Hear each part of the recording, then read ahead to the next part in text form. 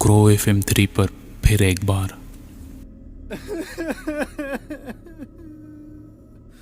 राज एक सिंपल सा स्टूडेंट जो कि कल ही नया नया भर्ती हुआ है इस हॉस्टल में।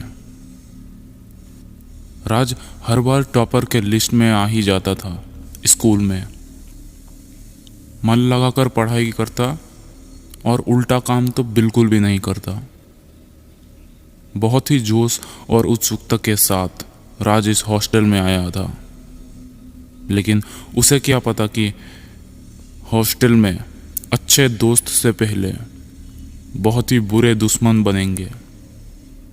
जी हाँ, हॉस्टल में रैगिंग इतने बुरे तरीके से होता है कि किसी को भी बच के निकलने का मौका तो छोड़ो, बस रैगिंग थोड़ी कम हो ये भी नहीं होता।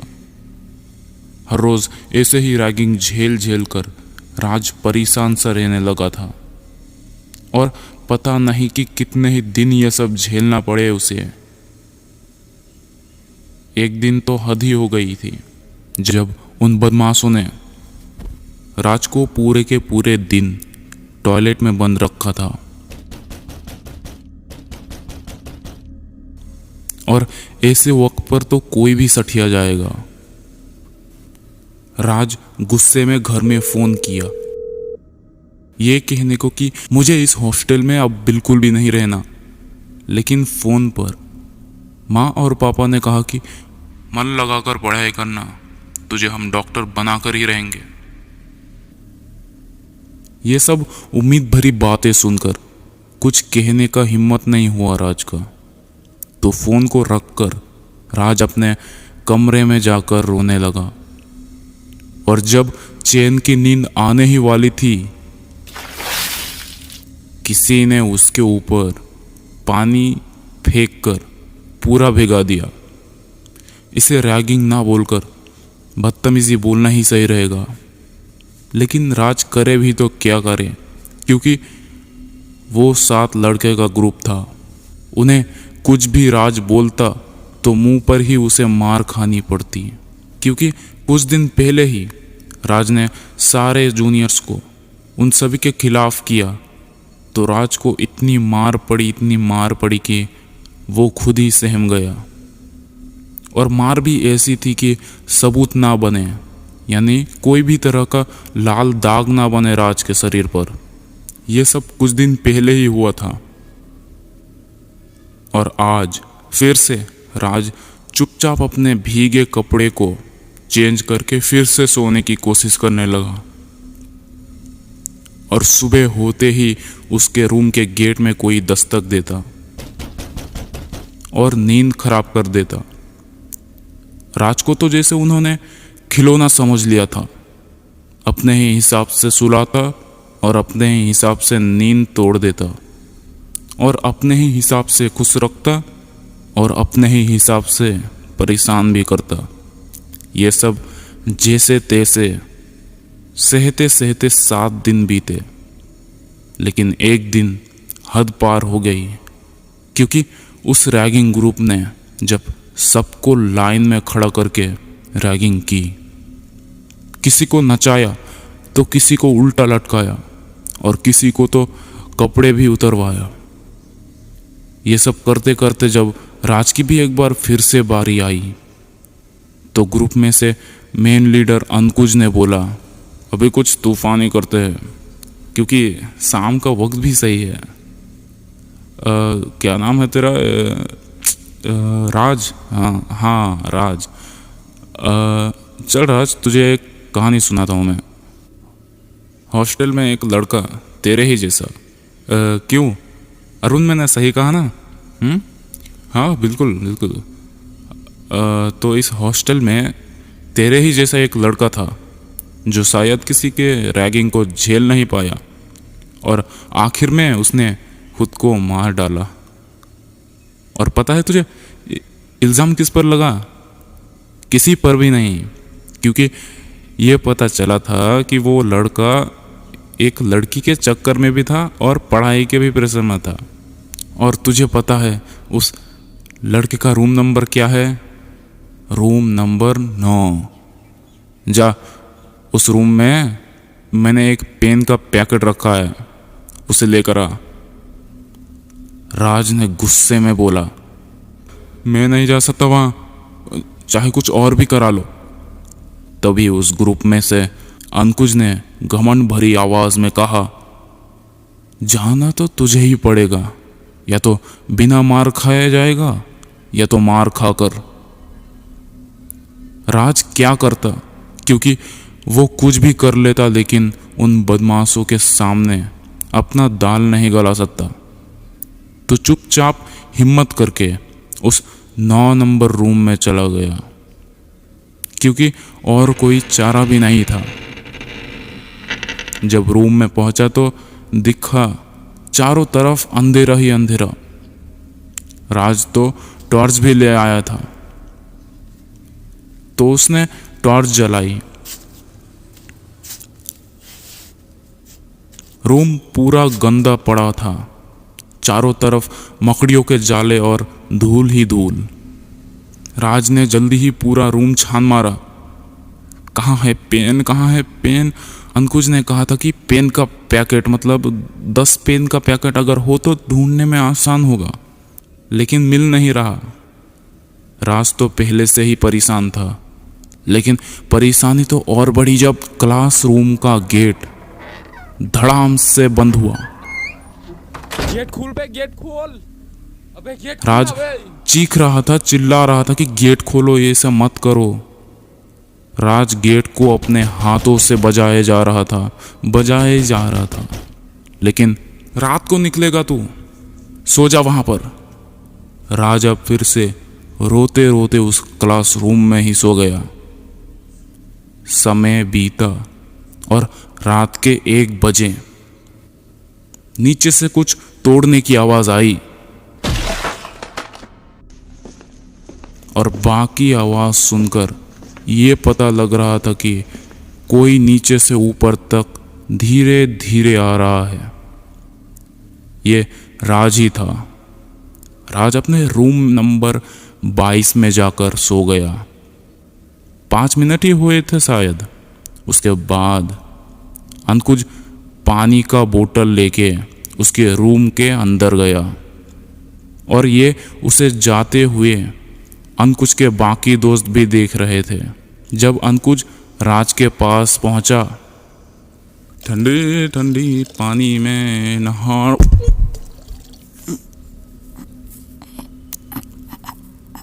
राज ने अंकुज के गले को जोर से पकड़ा।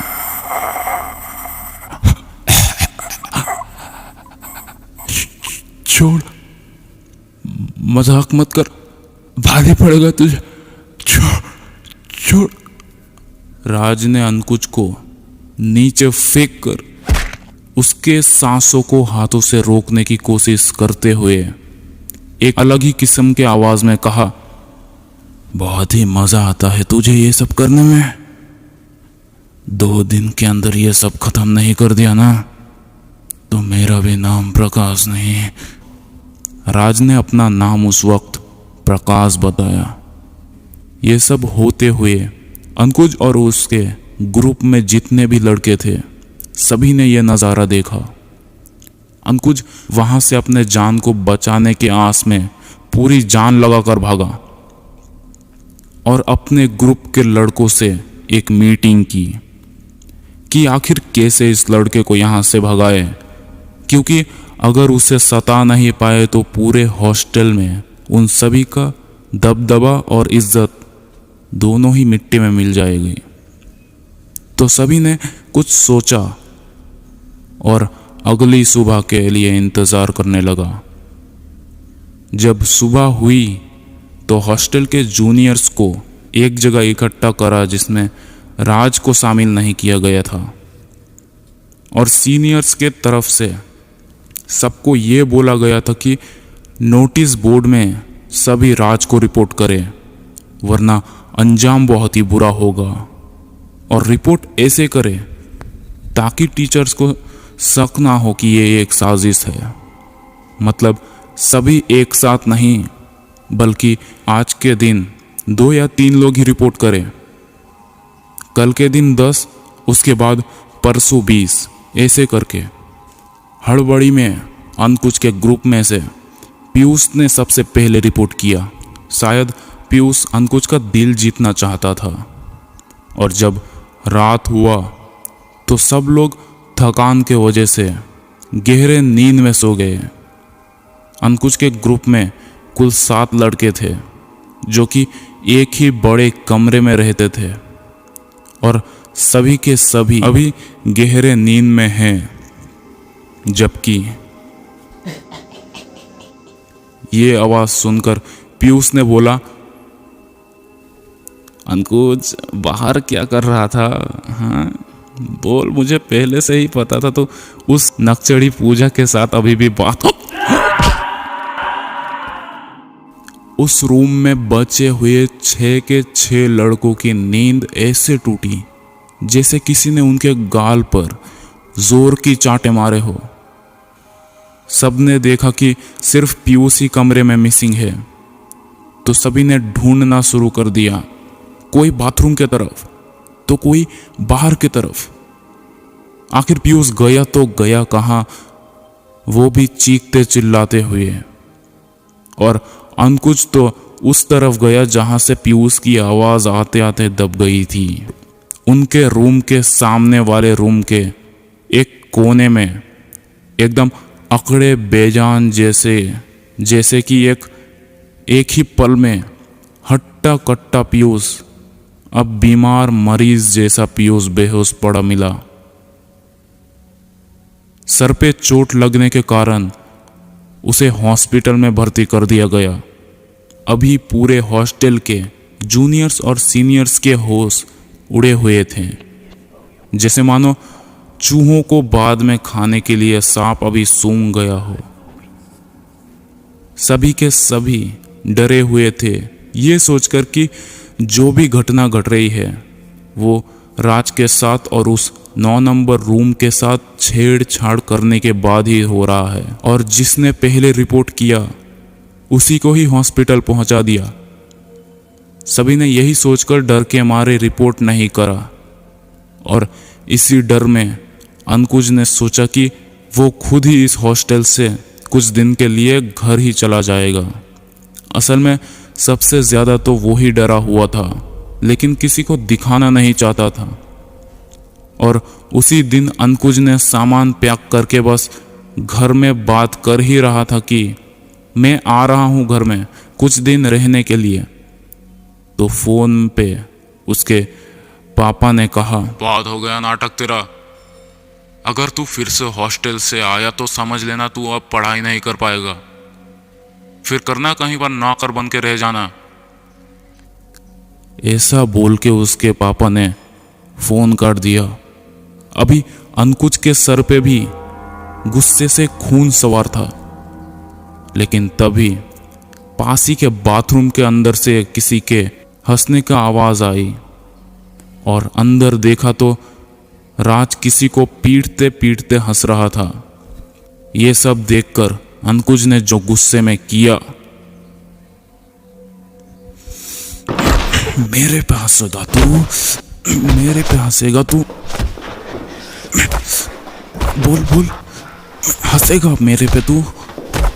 रुक, तुझे तो फिर से मैं रूम में बंद करूंगा, तू हंसेगा मेरे पे? हाँ। अंकुश राज को घसीटते हुए धक्का मारते हुए 9 नंबर रूम में ले जा रहा था, उसे रूम के अंदर बंद करने के लिए। लेकिन राज एक अजीब से मुस्कुराहट लेकर उसके धक्के खाते हुए अपने मर्जी से ही रूम नंबर 9 पे अंकुश के सहारे जा रहा था। अंकुश राज को कमरे में घुसाकर मार ही रहा था जब अंकुश का नजर रूम के एक कोने में पड़े किसी चीज पर गई। दूर से साफ पता नहीं चल रहा था, तो पास गया, और जब पास गया तो अंकुश का शक सही निकला। किसी का बॉडी वहां पर पड़ा था। गौर से देखकर पता चल रहा था कि पेट में 8 या 9 पेन घुसे हुए। उस लाश को पहचाना तो लाश राज का था। और अंकुश घबराते हुए कांपते हुए पीछे की तरफ गिरा। और तभी एक और आवाज ने उसकी रूह कपा दी। कहा था ना दरवाजा खोलने को, नहीं खोला ना तुमने। तुझे कहा था ना कि ये खेल 2 दिन के अंदर ही खत्म कर दूंगा। अगले दिन पुलिस को दोनों की लाश उस रूम नंबर 9 में मिले। कुछ दिन इन्वेस्टिगेशन हुआ, उसके बाद केस क्लोज हो गया और उस रूम को हमेशा हमेशा के लिए बंद कर दिया गया। आज भी उस हॉस्टल में रैगिंग तो छोड़ो, कोई किसी के साथ मजाक करने में भी 10 बार सोचता है। लेकिन कुछ महीने के अंदर एक और लड़के ने अलग ही हरकत की। जैसे मैं आपको ये कहानी सुना रहा हूँ, वैसे ही किसी ने अमन को ये पूरी कहानी सुनाई और अमन इन सभी चीज़ों की मजाक उड़ाने लगा। और यूं ही मजाक मजाक में उसने रात के 9 बजे रूम नंबर 9 के सामने पहुंचा और